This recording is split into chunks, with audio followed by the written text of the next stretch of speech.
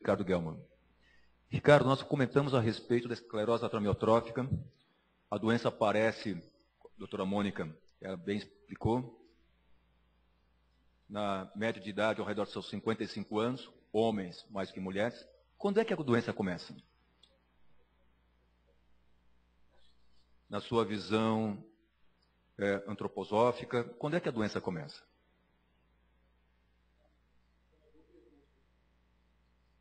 Essa é uma boa pergunta, porque se a gente for considerar todo o processo neurodegenerativo, eu acho que deveria começar na faixa talvez uns 10, estou chutando, uns 10, 20 anos antes do aparecimento dos sintomas. A gente está falando de um processo em que já foi dito que precisa de 70% de alteração neuronal para começar a se manifestar fraqueza muscular. Então, acho que o processo é muito anterior à manifestação clínica. Se a gente tem um pico de incidência depois dos 50 anos, né? 50, 60 anos, então talvez entre 30 e 40 anos já comece o processo. E exatamente naquilo que você comentou, da sua curva, né? De estabilidade. Exatamente. Eu acho que é uma questão muito importante a gente pensar como prevenir. E a prevenção deve ter a ver com fatores alimentares, como foi bem citado agora, fatores de estimulação neuronal, não só alimentares com antioxidantes, mas também com o uso adequado dos neurônios motores. Assim, uma coisa que não foi falada em toda essa questão, o que é característico de homens brancos? Sedentarismo. Quer dizer, é uma questão para ser colocada, né? Se a gente comparar populações, a gente tem os dois extremos. A gente tem populações que fazem excesso de atividade física, jogadores de futebol que desenvolvem ela, mas o grosso são de pacientes sedentários, né? Então, dentro dessa curva de desenvolvimento, eu acho que tem um momento que pode haver falta de regeneração, estimulação do tecido neuronal. É uma questão. O interessante, certos aspectos relacionados à saúde que nós colocamos hoje, exemplo, qual que seria o indivíduo saudável? O indivíduo saudável seria aquele indivíduo magrinho, que anda bastante, né? Não é que corra não, que ande bastante, que não fume, que beba um pouco, vinho principalmente, que não se preocupe com porcarias, não é isso? Nos ensinam, que não coma gordura, porque a gordura acelera colesterol, triglicéridos, essas coisas todas. Houve uma apresentação muito interessante, e que não fume, muito interessante num congresso passado, eles mostraram qual que é o perfil do indivíduo com esclerose lateral amiotrófica. Magrinho, que anda bastante, que corre, tem um perfil maior dessa condição. Qual que é o perfil protetor? Gordinho, que gosta de gordura. Então, não consigo compreender. Vocês têm alguma hipótese? Mas, gozado, e depois nós fazemos uma orientação nutricional para as pessoas. A Patrícia aqui, magrinha, né? Então, de risco de esclerose, anda bastante e não come gordura. E a orientação nutricional não pode comer gordura. E quando nós fazemos para os indivíduos com esclerose lateral amiotrófica, orientação nutricional, pobreza de gordura, a doença é mais rápida. Agora, são duas coisas diferentes. É a doença aparecer, depois a evolução da doença. Então, nós temos que distinguir essas duas condições. E você consegue distinguir isso? Quando o indivíduo tem uma doença, fazer com que a evolução seja a mais lenta possível? Quero passar a bola para ele.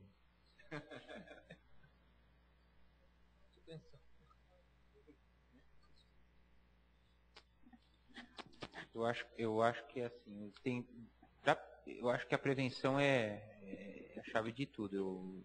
Na verdade, eu acho que os indivíduos, quando eles se tornam, na verdade, doentes, eu acho que a única forma de você conseguir fazer uma prevenção da doença do neurônio motor e conseguir fazer o diagnóstico precoce, eu consegui fazer, nesse tempo todo que eu trato a doença, eu consegui pegar o diagnóstico precoce mesmo, acho que em 4 indivíduos assintomáticos de manifestação clínica, com alterações eletromiográficas precoces, que eu retardei o início da doença assim em 2 anos de evolução.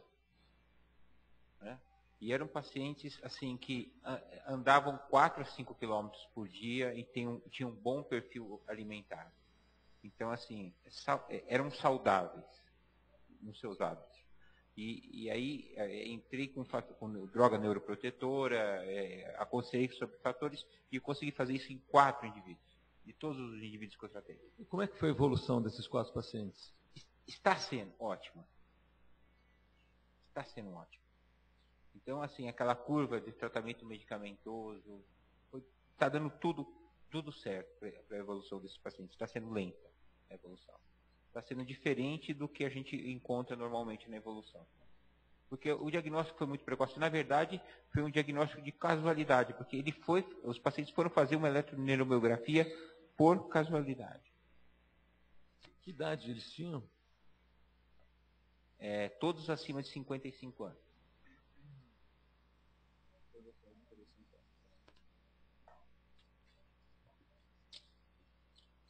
Mário Emílio de Natal, eu queria entrar nessa discussão, até na polêmica. Cada dia que a gente lê a esclerose amiotrófica, a gente é bombardeado com alterações genéticas. Hoje se mostrou, já são 18 genes.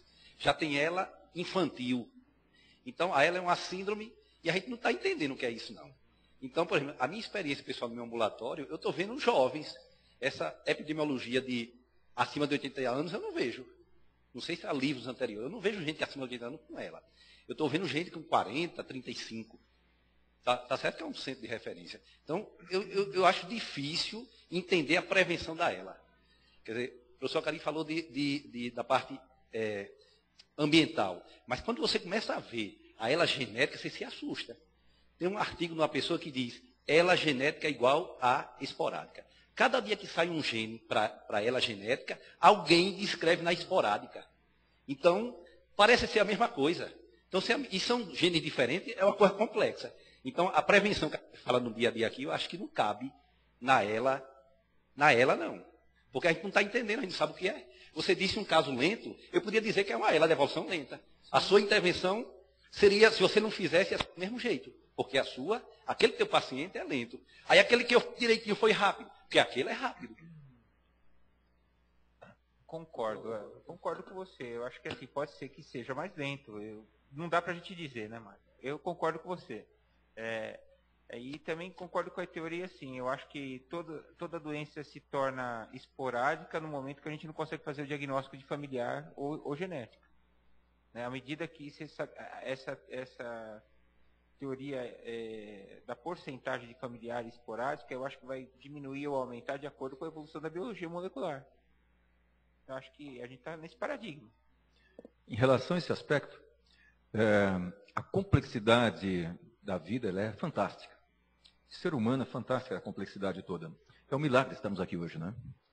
E para estarmos aqui hoje, quanta coisa que aconteceu errada para estarmos aqui hoje. Nesse mundo tão vasto, tem que ter acontecido muita coisa errada, não é possível, para poder justificar a presença nossa aqui hoje. Dentre elas, os genes, a parte genética. Foi há 3 anos descrita uma condição muito interessante de uma ela familiar, SOD1, superósseo mutase, SIDIC. 2 senhoras, uma de 82 anos e outra de 87 anos. Ela familiar. Na família delas, a mutação genética, a doença manifestou-se ao redor dos seus 50 anos, 55 anos, em alguns, mais precoce em outros. Doença evolutiva. E todas as duas com a mutação genética. Igualzinha dos familiares, só que sem a doença. Nada da doença. Então, ou seja, alguma outra coisa protetora apareceu para ela para evitar que na cascata final chegasse aquele comprometimento. Portanto, hoje, o que os indivíduos estão estudando? Estão estudando aqueles que vivem mais. Aqueles que não desenvolvem as doenças. Porque diagnosticar defeito genético, um monte de gente está diagnosticando. Agora, e aqueles fatores protetores? E há os indivíduos relacionados com a parte genética que estão tentando explicar esses fenômenos maravilhosos que estão presentes. Então, talvez o inverso seja mais interessante. E nós temos na plateia o nosso amigo Miguel Mitini Neto, e que ele estuda muito bem essa condição. Miguel, você não gostaria de comentar um pouquinho a respeito disso, dessa complexidade, para nós, por favor? Bom dia, Mário Emílio. Em relação à questão da variação genética que você encontra na esclerose lateral amiotrófica, eu acho que é importante separar duas coisas. A primeira questão, dos 18 genes colocados.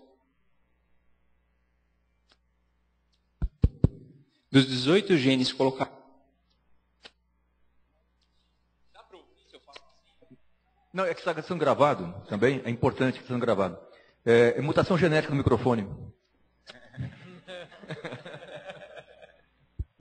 Funciona ou não funciona? Funciona ou não funciona? Bom, dos 18 genes colocados ali na frente, naquela tabela, todos eles foram verificados e foram mapeados em famílias que apresentavam você tinha a herança da doença, ou seja, uma transmissão de uma geração para outra. O que acontece é que, quando você tenta jogar isso para os casos esporádicos, você encontra alterações nesses mesmos genes que as pessoas tentam linkar como a causa para aquele paciente que tem a forma esporádica da doença. Em contrapartida, com a evolução das técnicas de sequenciamento, isso permitiu que a gente avaliasse um número muito grande de genes. Então, o que precisa ficar separado são aqueles genes que são a causa da doença, daqueles genes que estão associados à doença. Amanhã a gente vai ter uma apresentação da Melinda, que vai falar um pouco mais a respeito disso, mas assim, sem querer adiantar muita coisa, mas os genes que estão associados, o que eles querem dizer? A gente pega um grupo bem grande de pacientes e eu avalio e tento encontrar uma condição que seja comum a eles. Se eu quero achar uma condição comum, eu vou buscar então qual pode ser essa condição? Alguma alteração genética. E dentre esses genes você tem aqueles relacionados a alterações ao IGF, ao próprio VEGF, que existem pacientes que têm polimorfismos e pequenas alterações que estão ligados. Então, quando você enxerga a estatística, a gente diz que esses genes estão associados, ou seja, alterações neles permitiriam uma predisposição à doença, mas não necessariamente são eles os causadores. O que é diferente daqueles 18 que foram apresentados. Uma vez o paciente apresentando aquela doença, com raras exceções como essa que a Kari comentou, da alteração na SOD1, o paciente vai desenvolver a doença. E aí a gente chama isso, quando enxerga a herdabilidade da doença, você chama isso de ela familiar. Acho que essa discussão da prevenção ela é bem interessante. Eu não sou especialista em ela, eu venho da área de embriologia, mas acho que só uma questão para ser colocada. O evento do aparecimento de precocidade em doenças crônico-degenerativas, entrando aí o capítulo das doenças neurodegenerativas, não significa que não devemos trabalhar com prevenção. Eu acho que é um fenômeno que está acontecendo. Cada vez casos mais precoces. Mas isso também está acontecendo em diabetes, em câncer, que não existia anos atrás. Então, talvez o que devemos estudar é que fatores ambientais podem estar promovendo isso, e de estilo de vida. O fato de um indivíduo estar fazendo atividade física durante o desenvolvimento da doença, também não, teoricamente não tem efeito protetor, porque toda essa fase de proteção deve vir até os 35 anos de idade. Então, acho que a gente teria que talvez estudar uma questão, o comportamento alimentar, uma série de questões epidemiológicas até essa fase de 35, que ainda tem os mecanismos são mais intensos de neuroproteção. Doutora Kari, nós temos mais 4 minutinhos só, por favor. Vou fazer uma pergunta para a Mônica. Veja só, o estudo populacional ele é fundamental para entendermos as doenças e nossa relação também. E a senhora é da Secretaria Municipal da Saúde, com uma experiência bastante grande em estudos populacionais. Como é que a ABRELA, a Unifesp, a Universidade do Rio Grande do Norte, Rio Grande do Sul, nós podemos fazer um bom estudo populacional?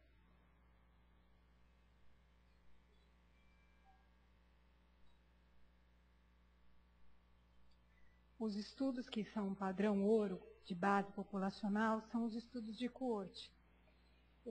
Tem um grande problema, porque se a gente está pensando que a doença, digamos, ela se desenvolve começa a se desenvolver há 30 anos, você deveria estar seguindo uma população para ver em que momentos essas pessoas vão fazendo a doença e para você tentar identificar fatores de risco. Que é isso que acho que é a prevenção, está toda baseada nisso, né? Fatores de risco, fatores predisponentes à doença.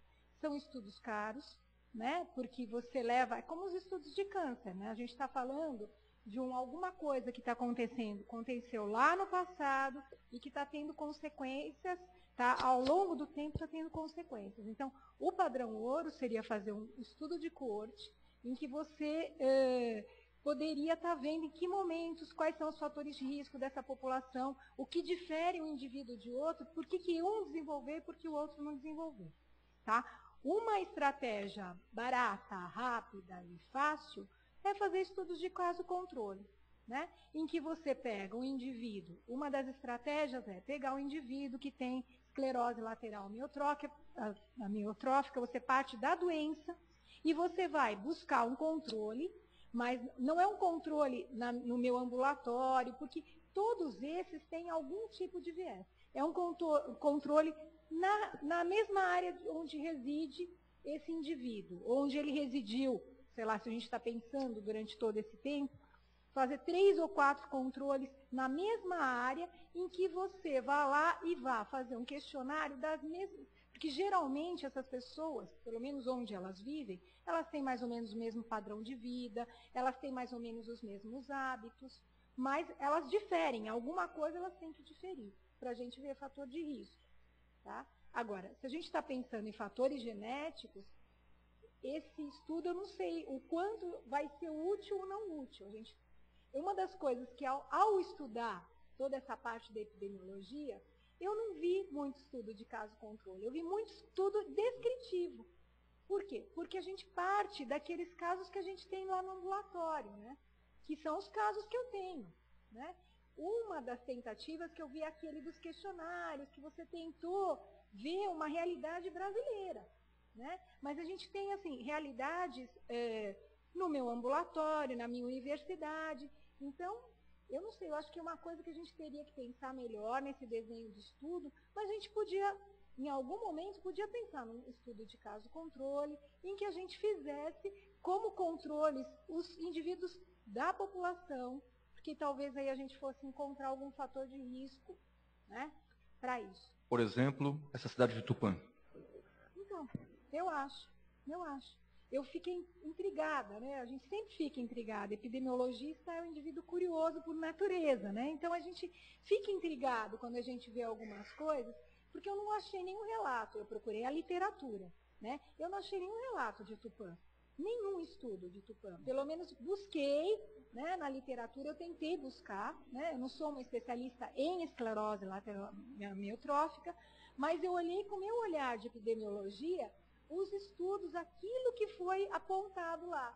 E o que me faltou, assim, francamente, de ver, foi um estudo que tivesse, um estudo epidemiológico, que você tivesse caso controle, eu não vi. Eu vi muito descritivo. Muitos, assim, os estudos são ótimos, mas é uma coisa descritiva e que eu vejo muito semelhantes uns dos outros. A realidade é semelhante no Brasil. Fiquei intrigada, por que em Fortaleza, talvez tenha sido obra do acaso, não sei, por que em Fortaleza a idade média da esclerose é 42 anos, por que aqui em São Paulo a gente está vendo os óbitos com 60, 64, 69? Então é fruto do acaso, não é fruto do acaso? Se a gente pensa que a doença tem evolução de 3 ou 4 anos, a gente está pensando em 60 anos, mesmo assim, tem diferenças regionais? Talvez tenha, e você apontou algumas delas. Olha, eu fiquei realmente intrigada com muitas coisas que eu vi. Eu acho que a gente precisa, talvez, conversar, sentar, pensar em conjunto, né? Em conjunto, eu digo, secretaria da pessoa com deficiência. Eu acho que precisaria pensar em conjunto. Como que a gente poderia desenvolver o estudo que a gente pudesse ter uma base mesmo populacional ou não, e que a gente pudesse ter alguns dados a mais daquilo que eu vi. Tem umas coisas que são fatores marcadores. Por exemplo, como é que você sabe qual a região do país mais desenvolvida? Os times de futebol que ganham campeonatos. Pode reparar. Os times de futebol que ganham campeonatos são das regiões mais desenvolvidas. Disparado. Os árbitros são comprados, sempre tem esses negócios todos, né? Mas é de lá que tem o dinheiro. É lá que tem o maior índice econômico. Onde é que tem mais longevidade? Você vai e procura. Engraçado, quando nós procuramos os países que têm mais longevidade, a esclerose lateral amiotrófica se instala mais tardiamente. E aqueles que têm menor longevidade, ela se instala mais precocemente. Então, talvez seja um índice marcador de crescimento de IDH também, de índice de desenvolvimento humano. Alguma coisa Então, a ver, né? talvez tenha alguma coisa que favoreça o aparecimento mais precoce da doença ou que proteja o desenvolvimento da doença também. São fatores interessantes, populacionais. O que o Marco falou, que ele falou sobre aqueles pacientes precoces, eu fiquei pensando se talvez o diagnóstico precoce, hoje você esteja vendo o paciente, porque a gente não sabe, a gente só sabe do horizonte clínico. Então, eu fico pensando aqui comigo, fiquei pensando e pensando como advogada do diabo, né? Se, de repente, o fato deles estarem indo bem agora é porque a gente também fez o diagnóstico antes. Não sei se, no momento, se o horizonte clínico deles não vai... Será que interferiu ou não interferiu? Isso é uma coisa super legal, que eu acho que o Marco, se ele tem esses casos, ele devia estar seguindo e publicar, porque eu acho que muitas vezes as pessoas dizem, olha, o diagnóstico precoce não muda o curso da doença. Mas quem sabe muda? Está mudando o fato dele fazer o diagnóstico precoce, né? Então, são várias perguntas intrigantes. Então, acho que trabalhar com essa doença é intrigante, por tudo, né? Pelos pacientes, como você sempre fala, pela luta, pelas incógnitas que a gente tem, né? Eu achei, super intrigante trabalhar com essa doença. Queria parabenizar quem trabalha, não trabalha, mas parabenizar, e quem está lutando também, porque eu acho que é intrigante e cada vez a gente vai aprendendo alguma coisa. Nós vamos aprendendo também com outras enfermidades e com pessoas que falam a respeito de saúde. E as pessoas que falam a respeito de saúde, elas falam o seguinte, quando chega 12h45, está na hora de almoçarmos, tá bem? Isso é um aspecto salutar. E as pessoas falam o seguinte, mas não deve comer muito, porque depois a gente dorme. E às 10 para as 2, nós recomeçaremos as nossas sessões, tá bom? Então, novamente um agradecimento especial a vocês, um bom almoço e um bom retorno. Obrigado.